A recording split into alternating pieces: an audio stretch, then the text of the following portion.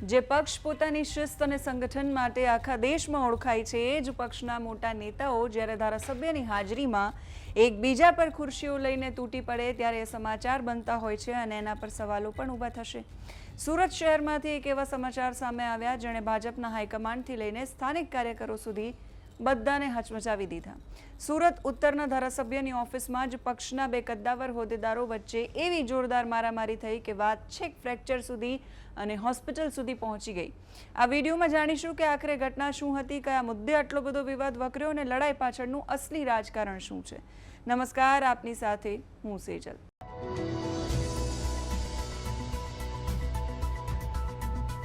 સૌથી પહેલા એ સમજીએ આપણે કે આ હાઈ પ્રોફાઇલ ડ્રામાના મુખ્ય પાત્રો કોણ છે।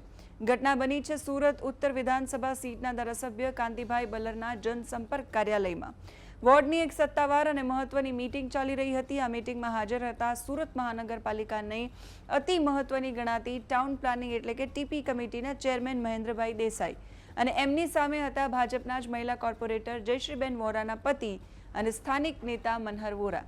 ધારાસભ્ય કાંતિ બલર પોતે પણ ત્યાં હાજર હતા એટલે કે માહોલ પૂરેપૂરી રીતે સત્તાવાર હતો અને ચર્ચાનો હતો, પણ કોઈને અંદાજ નહોતો કે થોડી જ મિનિટોમાં આ ઓફિસ એક અખાડામાં ફેરવાઈ જવાની છે।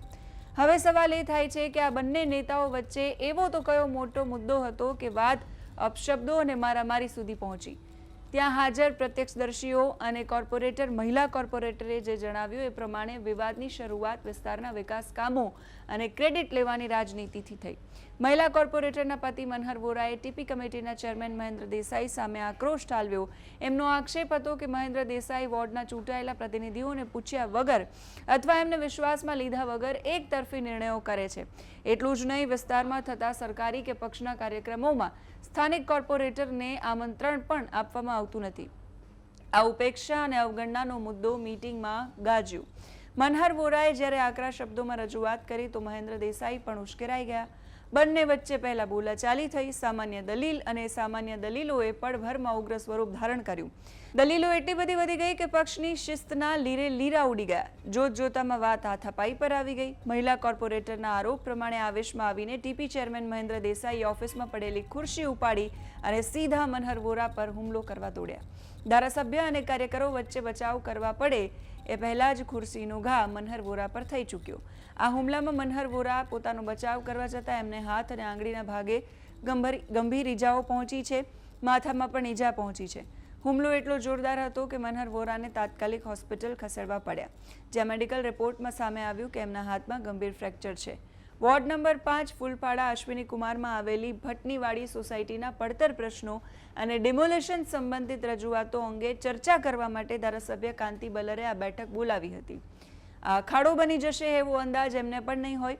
આ સામાન્ય બેઠક જેમાં ચર્ચા કરવાની હતી એ અખાડો બની અને મારામારી સુધી કેમ પહોંચી, તો અંદરખાને ચાલતી ચર્ચાઓ પ્રમાણે આ માત્ર બે વ્યક્તિઓ વચ્ચેની લડાઈ નથી। આની પાછળ સુરત ભાજપમાં લાંબા સમયથી ચાલી રહેલો એક બહુ જ મોટો આંતરિક વિવાદ પણ જવાબદાર ગણાવાય છે, જેને રાજકીય ભાષામાં કોર્પોરેટર પતિનો વિવાદ કહેવાય છે।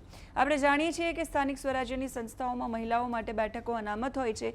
મહિલાઓ ચૂંટણી જીતીને કોર્પોરેટર તો બને છે, પણ ઘણી બધી જગ્યાઓ એવી હોય છે કે જ્યાં વહીવટ અને સત્તાવાર મિટિંગોમાં એમના પતિદેવો વહીવટ સંભાળતા હોય છે કે એ હાજર હોય છે। આ કેસમાં પણ મહિલા કોર્પોરેટરના સ્થાને એમના પતિ મનહર વોરા પક્ષની સત્તાવાર વોર્ડ મિટિંગોમાં ઘણી બધી વખત હાજર રહેતા હોય છે। હોદ્દેદારો સાથે સીધા ઘર્ષણમાં પણ એ ઉતર્યા। આ પ્રથા સામે પક્ષના જ બીજા જૂથના નેતાઓ જેમ કે ટીપી ચેરમેન મહેન્દ્ર દેસાઈ લાંબા સમયથી નારાજ હતા એવી ચર્ચા છે। આ જ જૂથવાદ અને પાવર સ્ટ્રગલ આખરે આ હિંસક મારામારી સ્વરૂપે બહાર આવ્યું। આ ઘટના વાયુ વેગે આખા ગુજરાતના રાજકારણમાં ફેલાઈ ગઈ।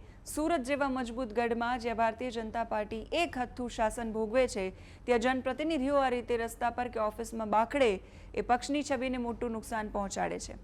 સૂત્રોના જણાવ્યા પ્રમાણે હવે આ મામલો હાઈકમાન્ડ સુધી પહોંચી ગયો છે। ધારાસભ્ય કાંતિ બલર પાસેથી આખી ઘટનાનો સત્તાવાર રિપોર્ટ માંગવામાં આવ્યો છે। પક્ષના વરિષ્ઠ નેતાઓ આ શિસ્તભંગની ઘટનાથી ભારે નારાજ છે અને ટૂંક સમયમાં જવાબદાર નેતાઓ સામે કડક આકરા પગલાં અથવા સસ્પેન્શનની જાહેરાત થઈ શકે છે એવી ચર્ચાઓ છે। જો કે આ હાઈકમાન્ડ સુધી પહોંચ્યો કેવી રીતે, કેમ કે શરૂઆતમાં તો 100 નંબર પર ફોન કરવામાં આવ્યો હતો મહિલા કોર્પોરેટર અને એમના પતિ દ્વારા, પણ પછી અંદરખાને સમજાવટ અને પતાવટના નિર્ણયો લેવામાં આવ્યા। સલાહો એવી આપવામાં આવી અને કહેવામાં આવ્યું કે અમને ઉપરથી ના પાડવામાં આવે છે, અમે ધારાસભ્યનું માન અને સન્માન રાખીને 100 નંબર પર એટલે કે પોલીસ ફરિયાદ નથી કરી રહ્યા. પણ ધારાસભ્ય અને બાકી બધા આગેવાનોની સમજાવટના કારણે એવું કહેવાયું કે હાઈકમાન્ડ સુધી આ કેસ પહોંચાડો, એમને તમે લેખિતમાં રજૂઆત કરો, ત્યાંથી જે નિર્ણય આવે એ શિરોમાન્ય રહેશે. ધારાસભ્ય અને એમની સમજાવટ પછી આ જે મહિલા કોર્પોરેટર અને એમના પતિ છે એ માન્યા અને હાઈકમાન્ડ સુધી એમણે લેખિતમાં રજૂઆત કરી. એ રજૂઆતો પછી હાઈકમાન્ડ તરફથી આખો રિપોર્ટ છે એ માંગવામાં આવ્યો છે. જોવાનું રહેશે કે હવે શું કાર્યવાહી કરવામાં આવે છે. ખુરશી યુદ્ધ બાબતે તમારું શું કહેવું છે તમે પણ કમેન્ટમાં લખીને કહેજો, અમારા સુધી પહોંચાડજો. અત્યારે આ વિડીયોમાં બસ આટલું જ. નમસ્કાર.